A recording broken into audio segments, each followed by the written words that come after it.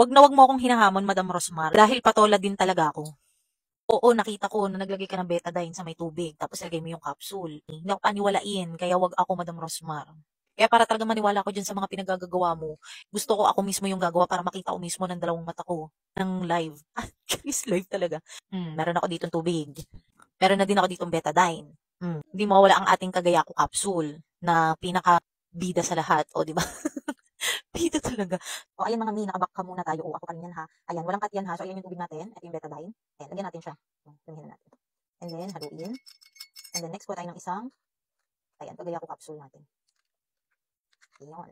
And then saan natin ilagay dito sa loob. The moment of truth mga mima. The moment of truth. Ano kaya mangyayari, Bill? Ano kaya ang mangyayari mga mima? Tingnan nyo mabuti. Ayan, tunawin lang natin mabuti yung aba-aba, Madam Rosmar. Ano ito pinagsasabi mo? Parang hindi naman siya pumuputi. Ayan, parang hindi naman pumuputi, Madam. Uy, ano nangyari? Ano nangyari? Ano nangyayari? What the? Ano nangyari, Bi? Mi, ano nangyari, Mi? Nasaan na? Hala siya. Hala siya. Mi, tingnan mo, Mi. Pumuti talaga siya, Mi. Ano nangyari, Bi? Ang puti na talaga mga mima. Hindi ko to inom, syempre may betadine to. Mga mima, nagulat talaga ako dito sa nangyari mga mi, di ba? O sa mga nagsasabi diyan na root lang yun Madam Rosmar. O ayan na, isa na din ako sa mga patunay mga mima. So si is to believe talaga mga mima. So kung gusto niyo i-try, lalagay ko yung link sa yellow basket. I-check out niyo na. Go.